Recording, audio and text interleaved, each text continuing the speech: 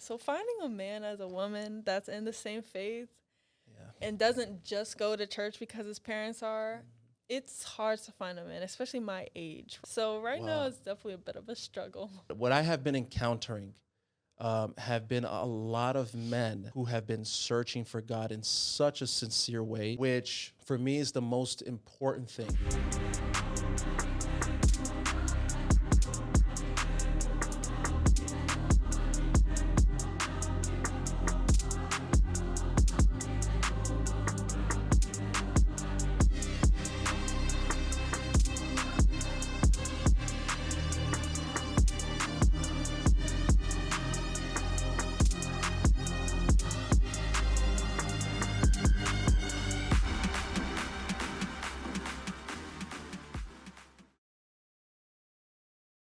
What's going on, guys? Welcome back to another ACT podcast.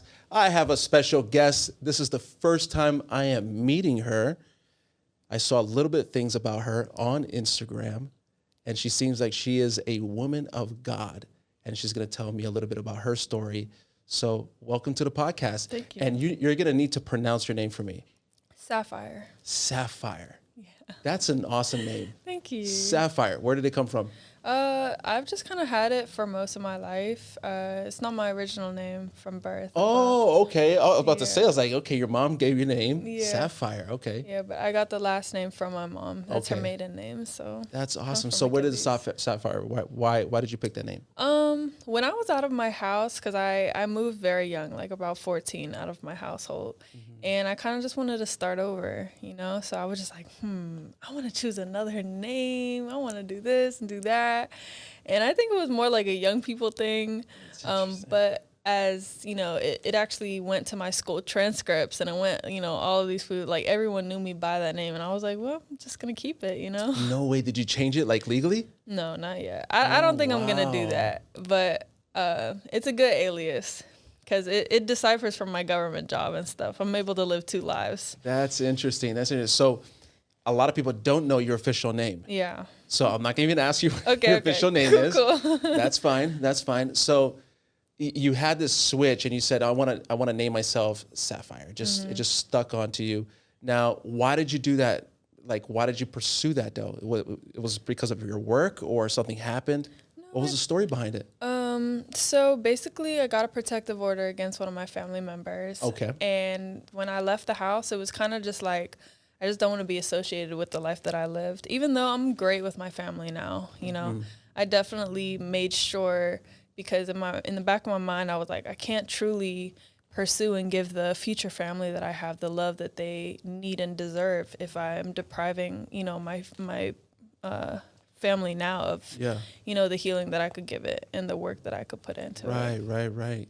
So, you know, I mean, it's funny because my name is, you know, everyone knows me by Roger, but my actual name is Rogerio, is Rogerio. It's good to have similarities. Yeah. And in Portuguese, Rogério. Yeah. So, you know, my parents are from Brazil, and everyone thinks I'm Dominican for some reason, but I'm not Dominican. Parents are from Brazil. Okay. My wife is from Brazil too. But it just stuck.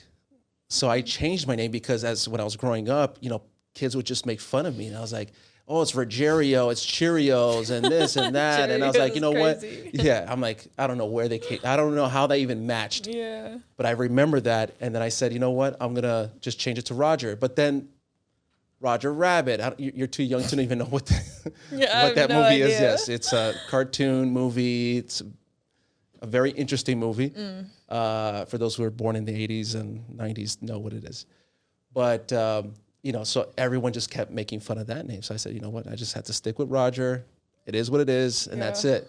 You know, so I grew up with that.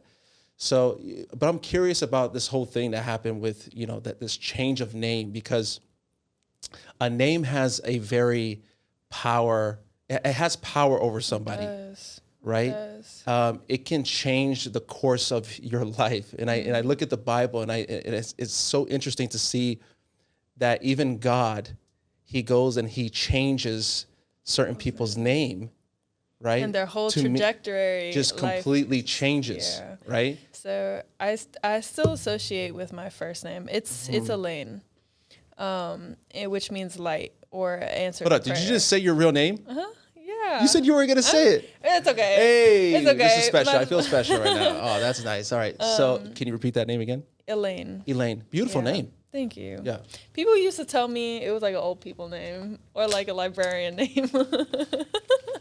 People are like, I've never met an Elaine that was your age. Okay, see, now you're changing my concept. Now I see a librarian, old lady. Right. Okay, all right. But it means light, and it means like an answer to prayer.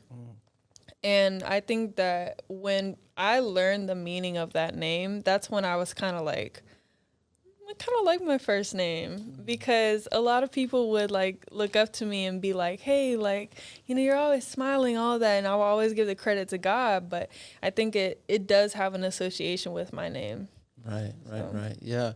So, I saw some of your clips, on Instagram, and I see you talk a lot about God. When does God come into the picture? And when I say God, because a lot of people get it they use it loosely. And I try to be very specific on what God are we mentioning. And for me, I'm always sharing Christ with people. I'm always sharing Jesus with people. And I want to be very clear on who I'm representing and who I'm talking about. Because I know what Jesus did for me personally. It's a personal relationship. So it's like, I can talk to you all day about my wife because I lived an experience with her. So if you ask me about my wife, what she likes, what she dislikes, and this and that, I can tell you all day. So for me to use the name of Jesus is very important. So I know who I'm representing. Yeah. So whenever I ask the question, what did God do for you? Who are we talking about here? Right? And they say, Jesus did say no one can come to the Father except through me. Amen. So, that's right. Yeah, that's facts. That's right. My testimonial will definitely come from like pretty early on when I did move out of my house. My mother was Christian. She believed very devoutly in God and Jesus. But I questioned God and I asked him, like, God, if you're real, like, let me know that. So I'm just not saying, I believe in you just based off of other people's opinion. I want to know who you are. And I think that's when he took his hand off of me a little bit and showed me what the world is like without him. Experiencing the world at such a young age and seeing, the different things. I know he was always there for me. But for me, when I was younger, I tested him.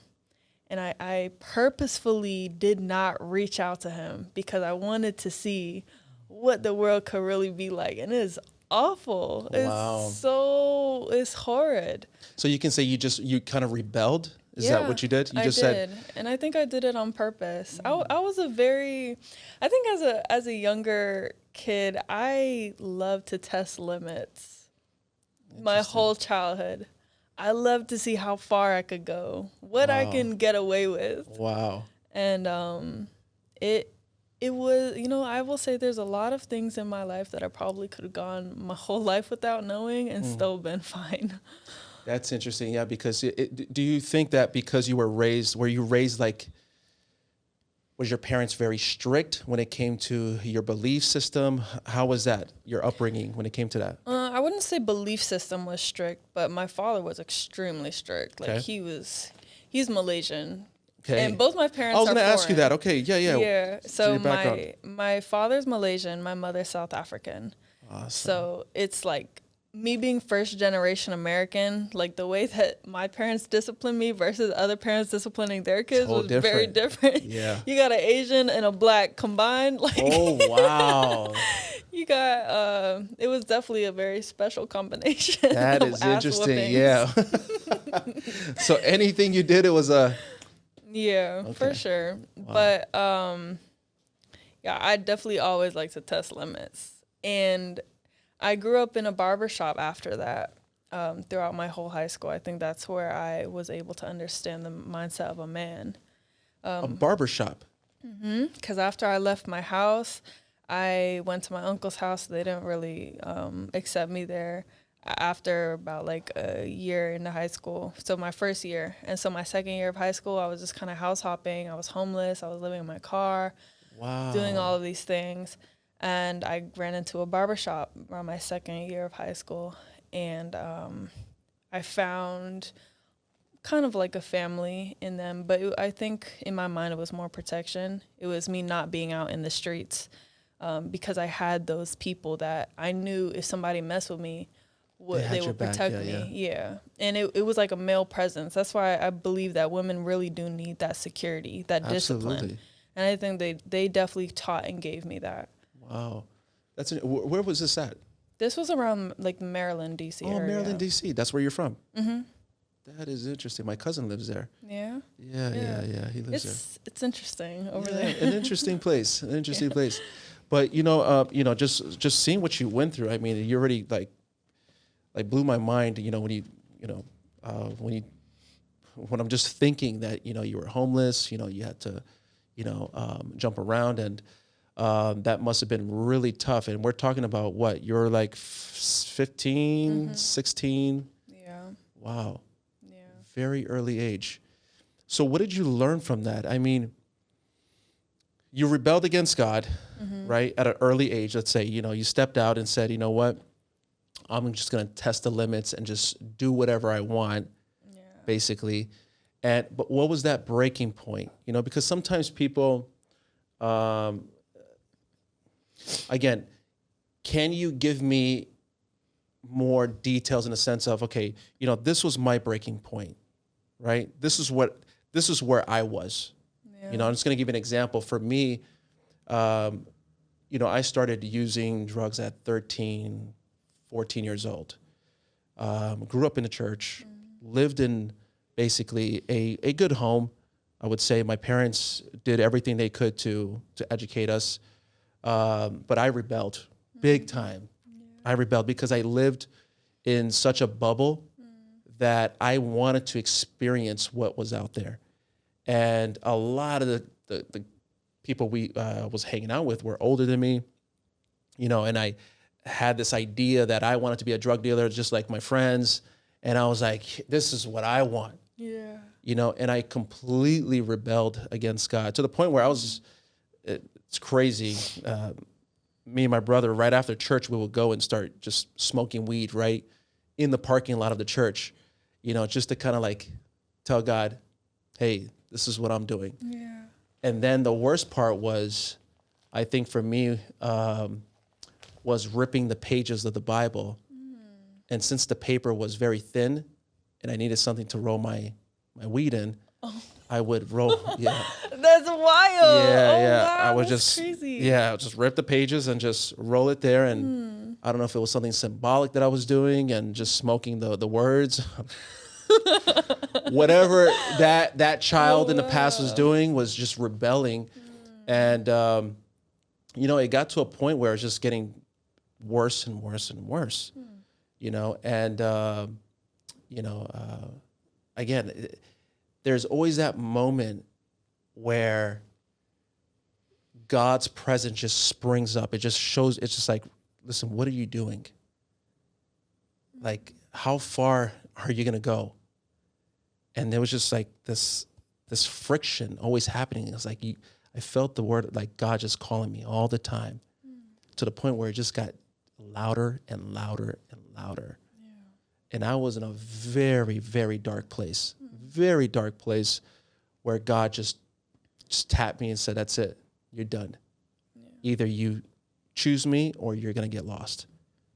So for me, it was a very special moment of an awakening, you would say.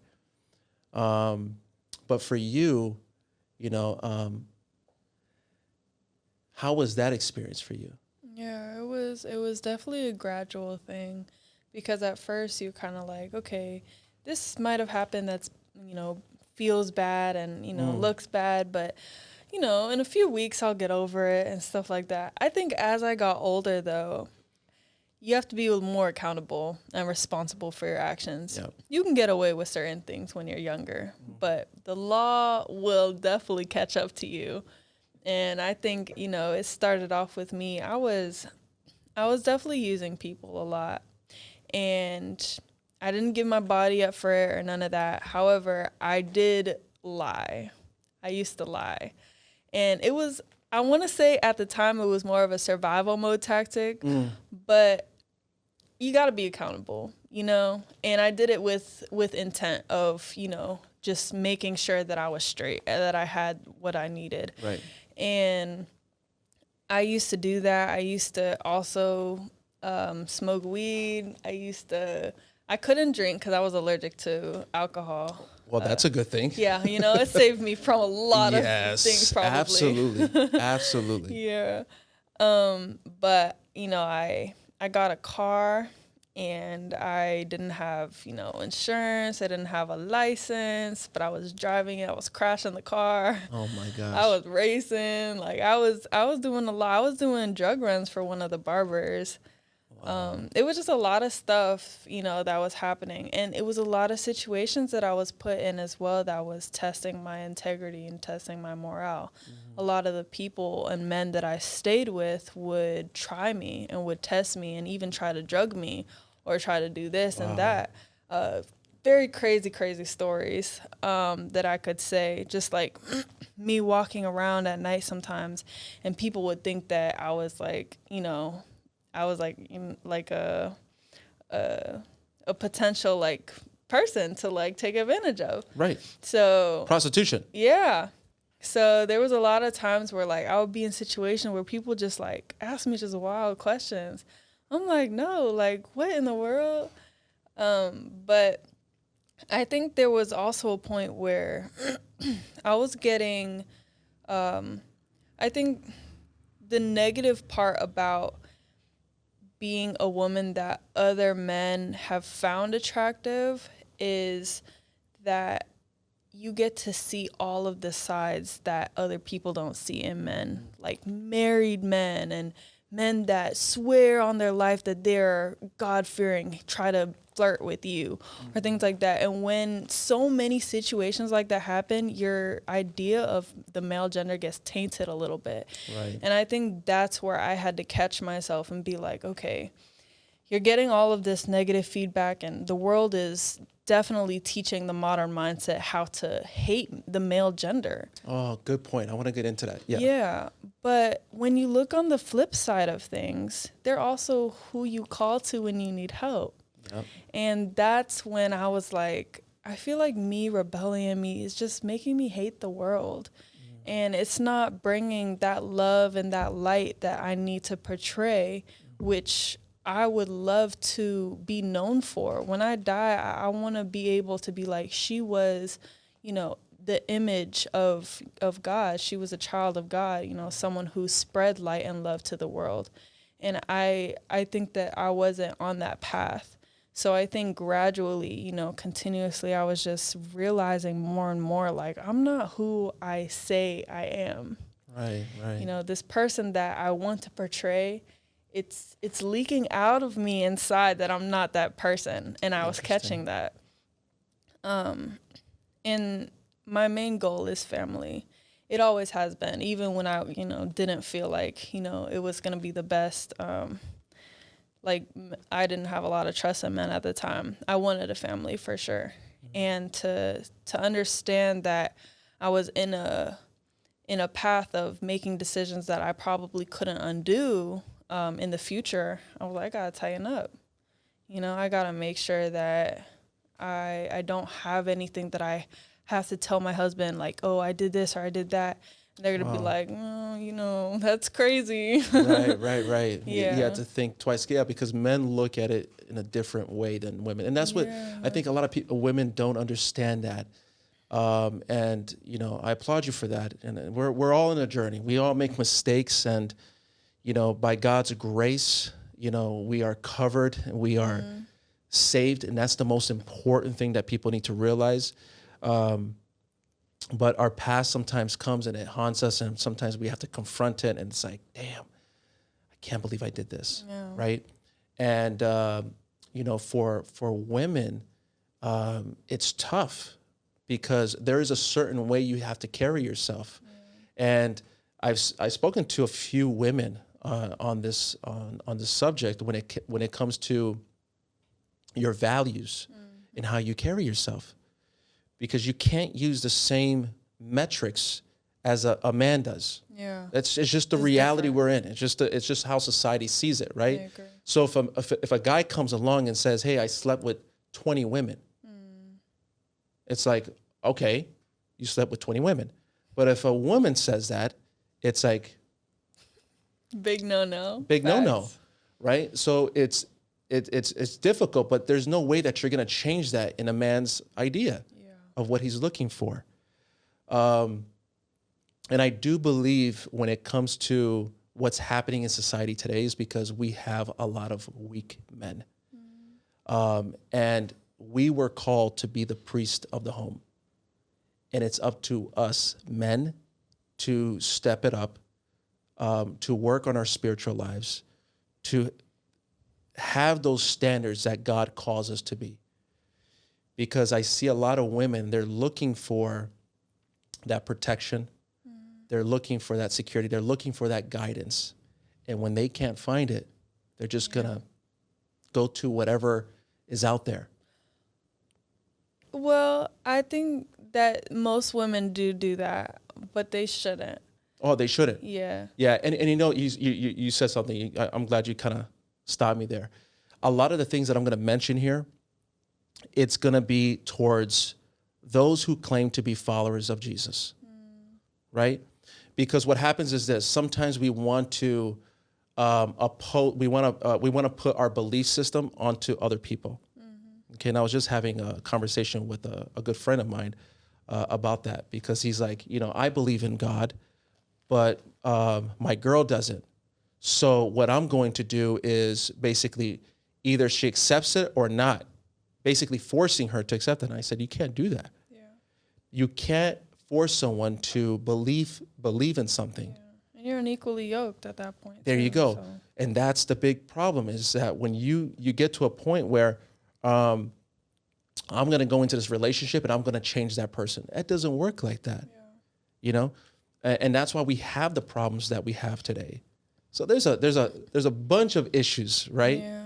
But those are one of the issues, is you cannot force that. So whatever I'm saying, it's going to be based on our belief system, right? Apply those things, because God gives us his laws for reasons, and if we uphold those laws, he's going to bless us. We're going to be prosperous. Now, I've been with my wife, I always say this, I've been with my wife for 26 years. Congrats.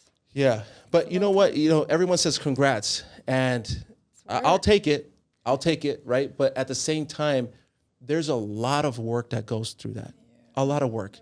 And I'm not going to boast here and say, hey, I've never cheated on my wife. And I can say that with confidence and going to sleep at night. I don't have nothing to prove to nobody, but I've never did that before. Now, is there things in my life that I need to change, that I need to work on? Absolutely. There are things that my wife needs to work on? Absolutely. But the one important thing that we do have in common is Christ. Because whenever we have issues, we can come to that source. We can come to God and say, hey, you know what? I know where this is coming from. And she's going to come to the same conclusion too. I know where it's coming from. Yeah. Let's work on it, So how do you see those values? Do you see those values as being important for you as a woman? Absolutely. I think nowadays in the dating pool, there's so many people that I've talked to. Tell me about the dating pool, because when people tell me about it, it's like, I don't have that much to say. Yeah.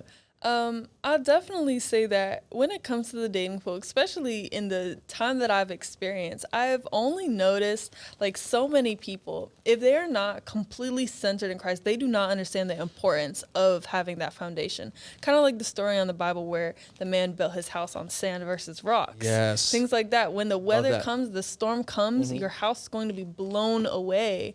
you need that foundation, because without that, there's so many problems in the world that we have today, and God being one of those problems is absolutely not worth it. That's right. There's too many problems in this world for that to be one of them. And so many people, I've talked to, they've tried to come to some sort of like a middle ground with me. And I'm like, that's absolutely an X factor. If you are not engulfed in God, that will not be a thing. You have absolutely cut yourself from my perimeters. Wow. Because, people are like, oh, well, we can figure that out later. We can, no, actually, because when kids want to go to a game on Sabbath, we're supposed to be going to church. Like, if one of us parents are wishy-washy with that, then the kids are going to question their faith. When it comes to, the health message, I don't eat pork, things like that. That's important to me. Where are you? What religion are you? I'm Seventh-day Adventist, but guess what I'm Seventh-day Adventist. You know what I'm saying? Great. Whoa. They say Seventh-day Adventism is a thinking man's religion, because you have to do your research.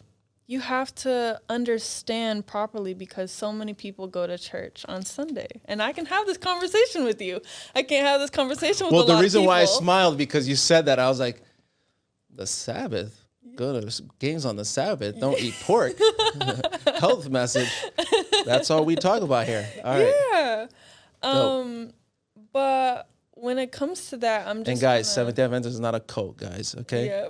We'll break it down for you, all right? We're Christians. We're followers of Jesus. Yeah. All right. But when it comes to that, it's very, very interesting, because a lot of people don't believe that. So finding a man as a woman that's in the same faith and doesn't just go to church because his parents are, it's hard to find a man, especially my age right now, that has that mindset. So now it's definitely a bit of a struggle, but now I get why. Now I get why, because I think in our community is kind of slacking in that. But I do believe what I have been encountering have been a lot of men who have been searching for God in such a sincere way, which for me is the most important thing, right?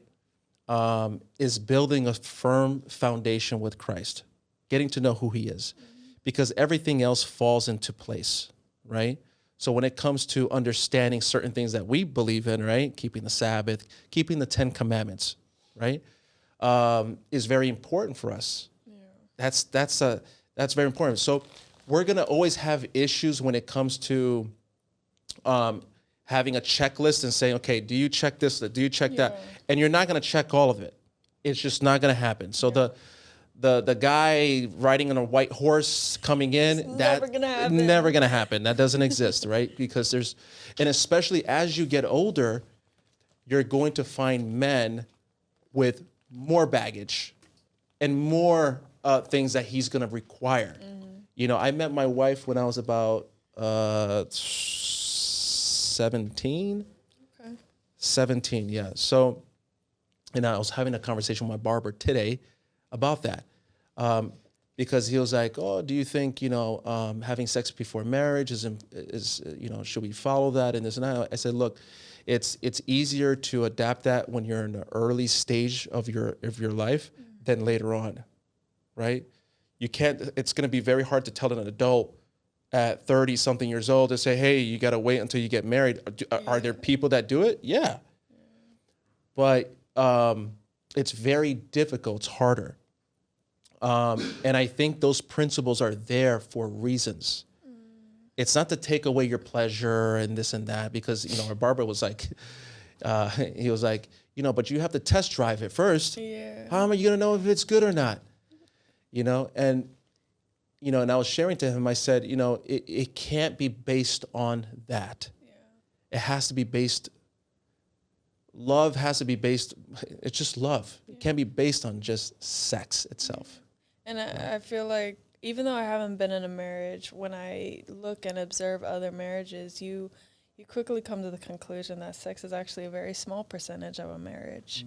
As wonderful as it may be, I know God has created it to be like literally the best feeling in the world. Absolutely. But I will say the test driving thing, you don't need to test drive a car when you know the manufacturer. Oh, damn. Yeah. Ooh, I like that one. So I love that one. yeah. So I'll say, yeah, it's definitely like, a lot of men, especially with a woman, will not accept you and da da da da if, but if one person won't do it, somebody else will. Just you only need one yes after all That's of right. the no's. That's And right. so I feel like it's a good vetting process, if anything. It vets so many people out. There Yep. could be 10 people and one person will say they'll wait for you. That's the one person that you could potentially have the most successful relationship with. Absolutely. And I do believe that. So I think, your environment, where you spend your time in, is going to play a huge role in this, right? Because a lot of people, what happens is, and I've had this conversation with so many girls, especially my wife's friends and stuff like that. And they're like, I can't find a guy here in Miami. It's hard. It's difficult.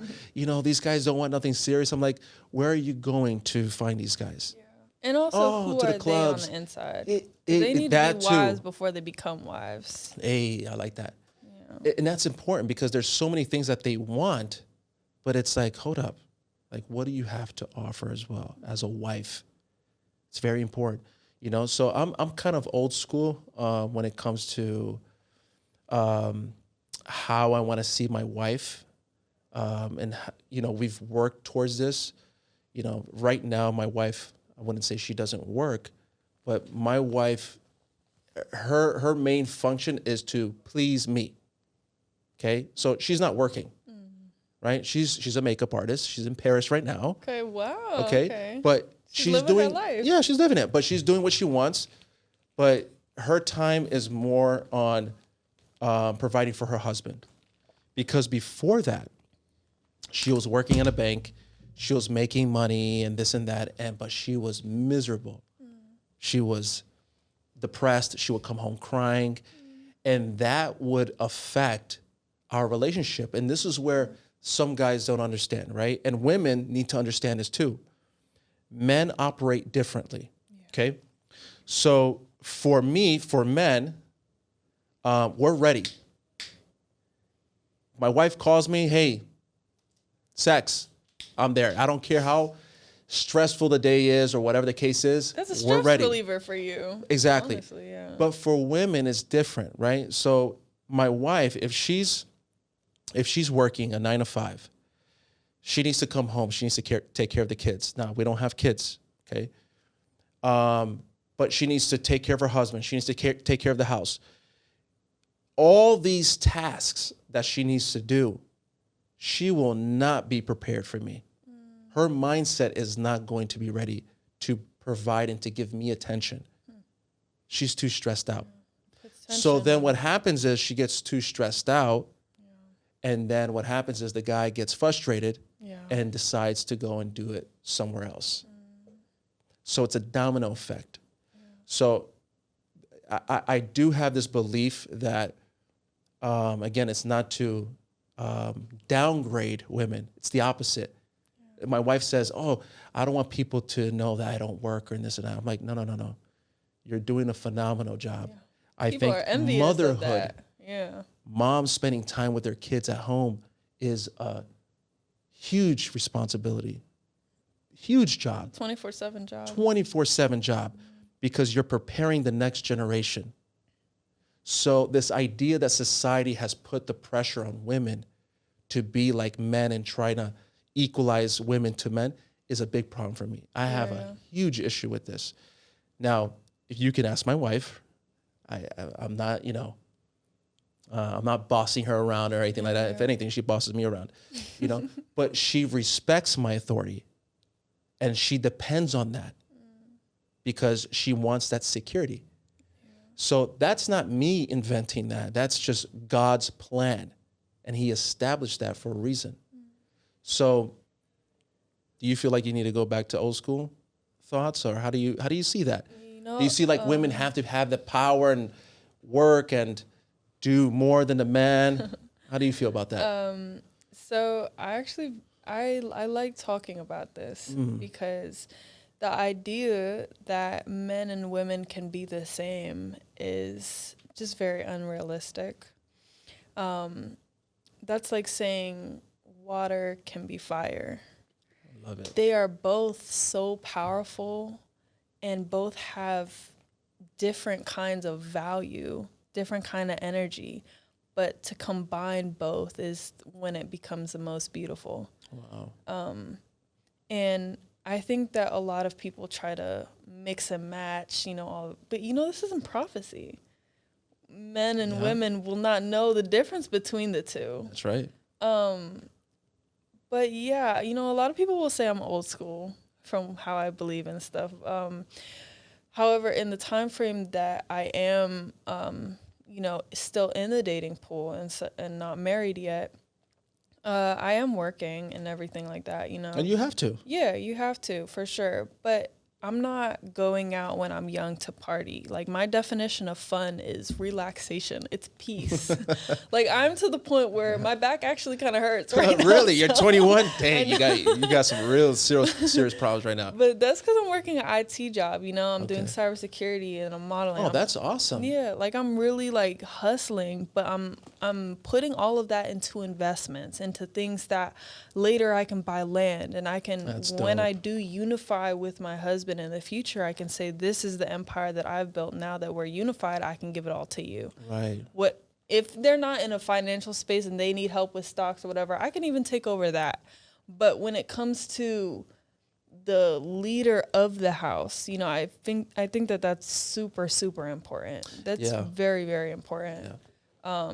Just allowing you, even though you might not know all the answers as a man, letting you figure that out and me being your support system. Mm-hmm. I want to be the person that you're able to be vulnerable with and come home to and not want to be outside rather than home because you're stressed out. Yeah.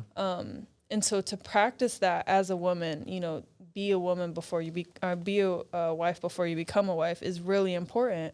But the world will try you for sure. Oh, absolutely. And they will lure you in with like different kinds of money and stuff. But I will say one obstacle for me is being in the industry as a model and as a podcaster. Yeah, that's what I was gonna say. That's what I was gonna ask you because, again, you do have a beauty to you, right? And sometimes it's like a curse. Mm-hmm. It's like, damn, are people going to see me as who I am, or are they going to see me for my beauty? Yeah. Right. And this is where the Bible goes and says, cover your hair and this and that. Mm-hmm.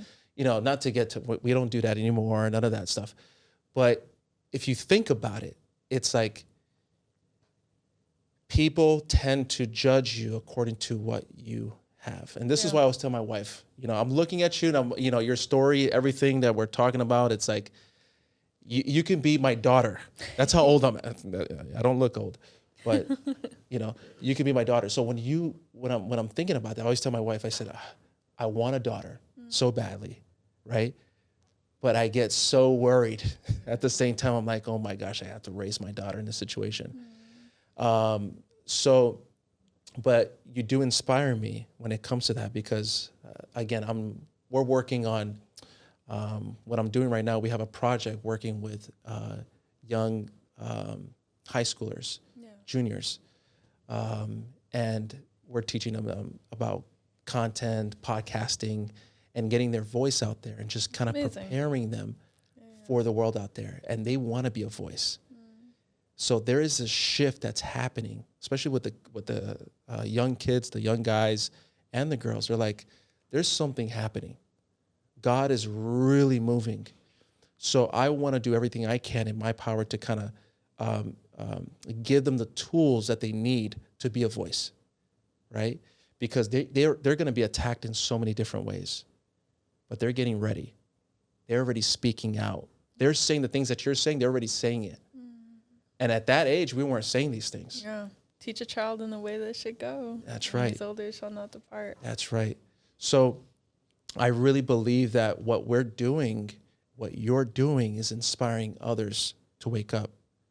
That's why I love this whole concept of podcasting, telling our stories, because these kids are listening to that, believe it or not. Yeah. And if they hear that, they're going to be like, you know what? I can do it. And I can follow that path.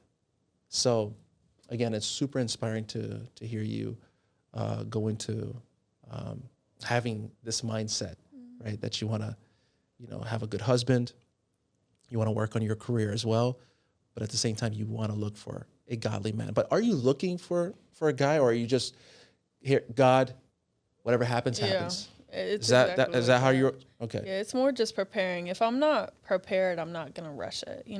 Right. I will never put a cap on God's timing, because I know that He will work exactly when it's supposed to be. And if I'm not ready, please, Lord, don't put me in no situation that I'm not supposed to be in. Exactly. That's key. That's key.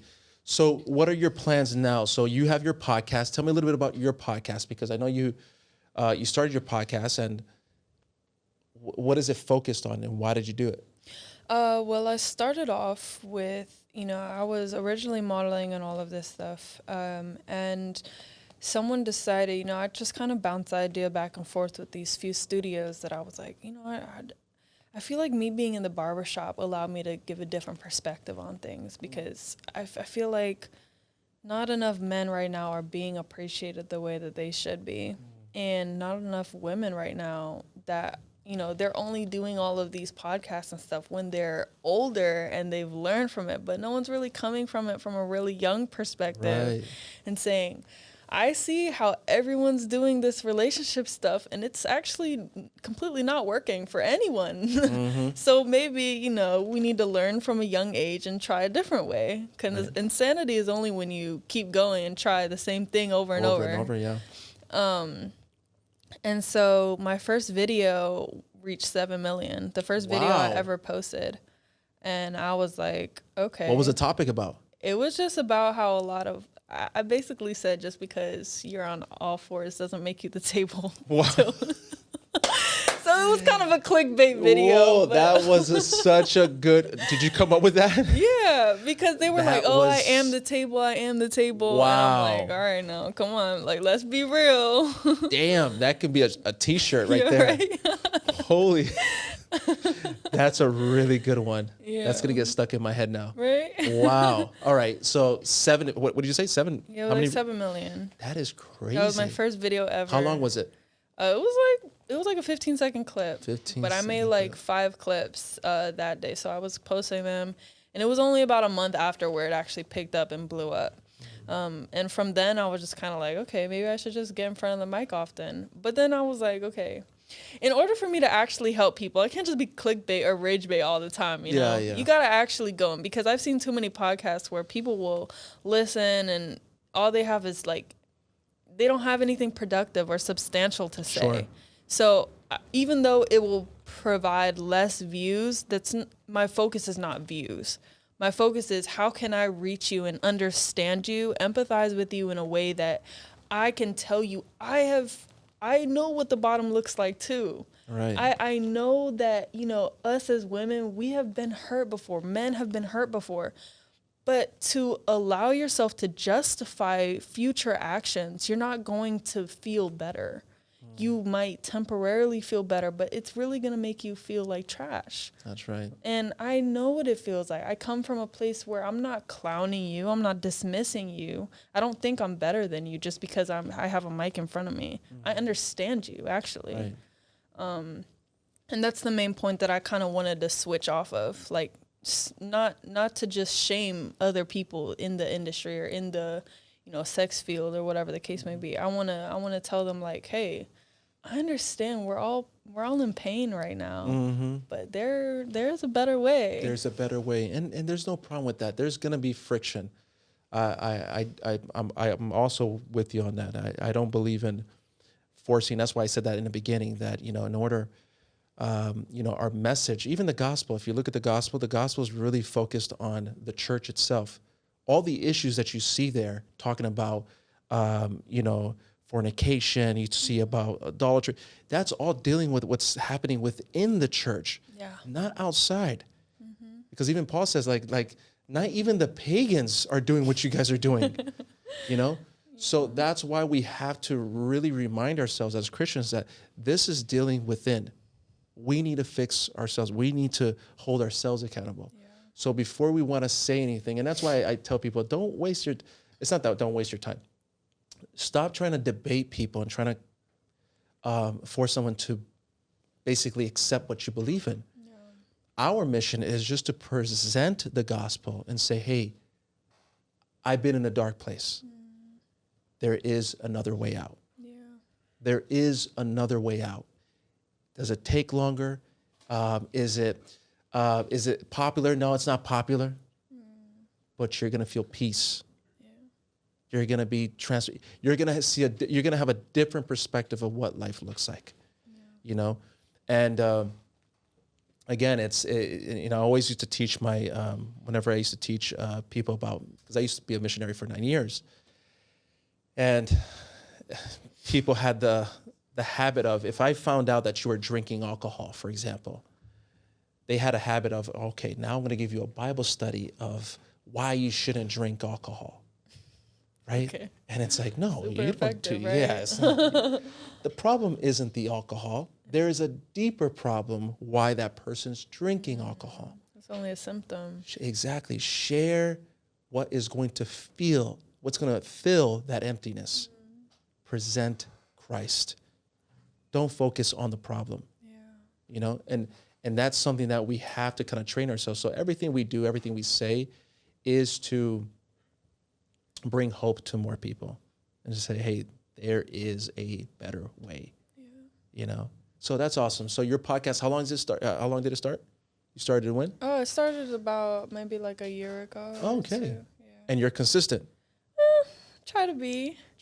I think one thing that I've struggled with on my platform is trying to put everything into one. So I got barbering on that one. I got modeling, podcasting, then my radio host, and all of that. So that's dope. My barber has his own podcast here. So wow. I got my barber, and let me tell you something. Barbers are counselors. Yeah, they are. They're therapists. Yeah, and I always told him, I said, bro, you don't understand. You have all the secrets. Yeah. Mm-hmm. Because when you're sitting on that chair, everyone is that's why we have kind of barber chairs. Okay. I love it. I love it. So the whole idea is it's so good. We always have Bible study, basically. Every time he's cutting my hair, he has these deep questions, and he's a very educated guy, and wonderful. We have beautiful conversations. And so it is a good thing. So you have barbers. What else do you have? Barbering, radio host, podcaster, model. I don't promote my IT job on my social media. Yeah. But yeah, I want to start going into like the instrumentals that I play too, because I play 5 instruments. Goodness. So I want talent. You have gifts. Thank you. So what brought you to Miami? I was invited here to just talk with people, network, connect. That's awesome. That's awesome. I've been traveling recently on my free time when I'm not working, and just kind of trying to just talk with different people, get their different perspectives. This is my first time talking with another Adventist. Wow. So that's amazing. Dope. Yeah. I know that God, for some reason, did something here. Yeah. But I was really surprised. Like, my eyes just lit up when you said that. I was like... Right? 2 to 2 there. You don't normally hear that. So you know about like Pathfinders and stuff. Everything. That's so the teens that I was telling you about that we're training they're the Adventist school here. Wow. So we do all the content for them as well. Amazing. So I'm sponsoring that part. So we found about 5 young people that we're going to be training. So it's one of the largest Adventist schools here in Miami. So so we're working with them. And it's just, it's something that I love doing is sharing Christ. That's our slogan here, basically here at the company, the production company, is that we, our business is to create content, but our mission is to present Christ. So this is just one part of it, but it's always giving us opportunities to share Christ with people. Yeah.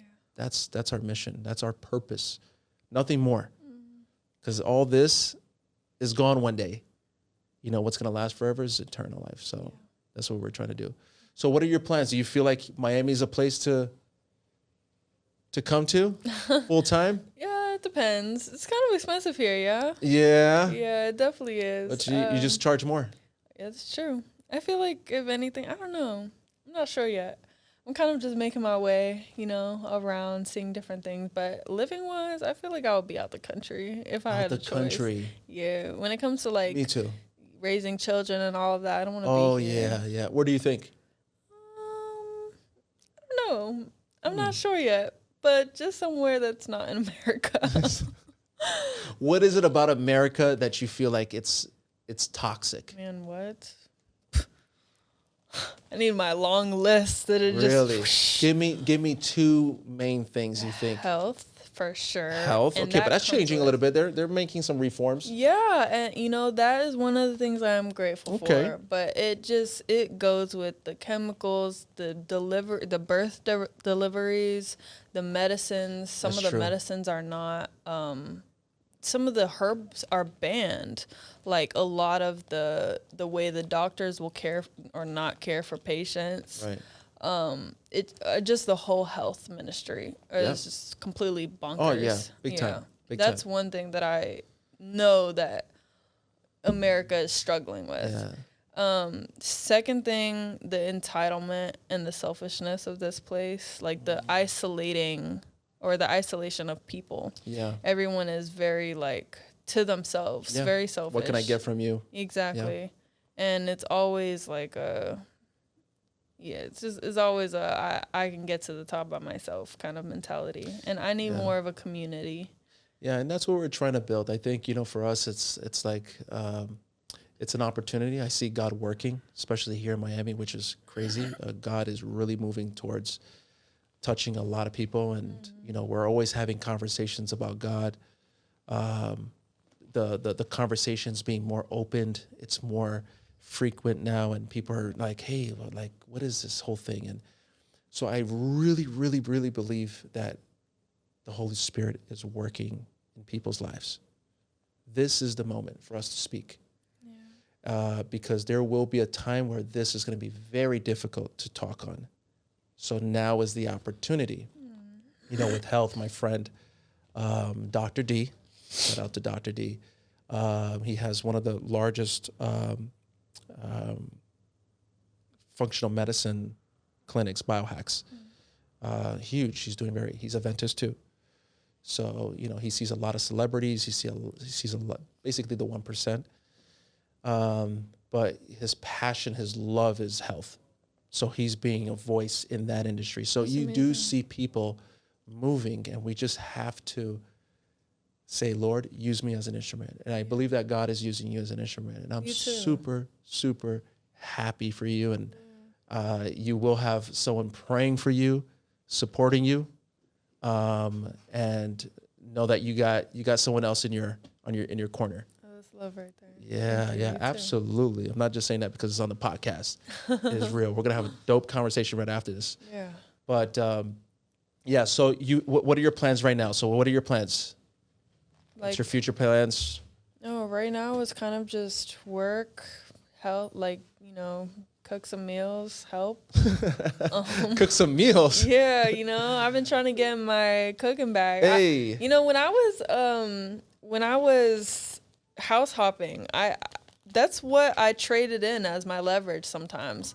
I would say, hey, I know I don't have a job right now because I'm in school, I'm in high school, but if you let me stay in this extra room, I got you with meal planning. Damn, I would cook you're breakfast, gonna lunch, succeed. and dinner. You're gonna really make it out there, man. I'm telling you. But they will take that. Absolutely. Especially a male that's working. They'll be like, course. what?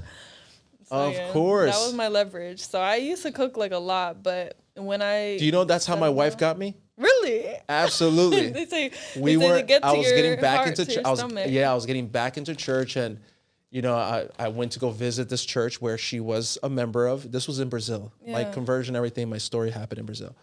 And her mom basically invited me to their house, after all the young people went to her house. Yeah. So I went to her house. But the next time we went there, she cooked something. Let me tell you, my wife cooks, man. She makes awesome food.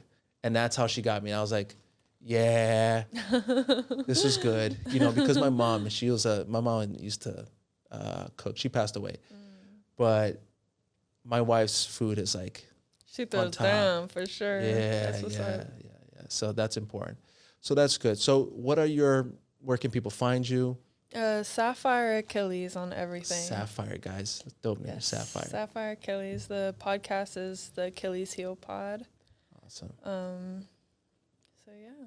Dope. Well, this was a great conversation. Sapphire, thank you so much for coming. And I want to shout out Bishop, my guy, for bringing you. And I was kind of like, oh, what am I going to have a conversation? I know this person. I never met this person, but this was God sent. Yeah. So really happy for that. I believe it. Awesome. Thank you so much for coming. Thank you. All right, guys. So stay tuned for this episode. And that's it. I suck at the ending.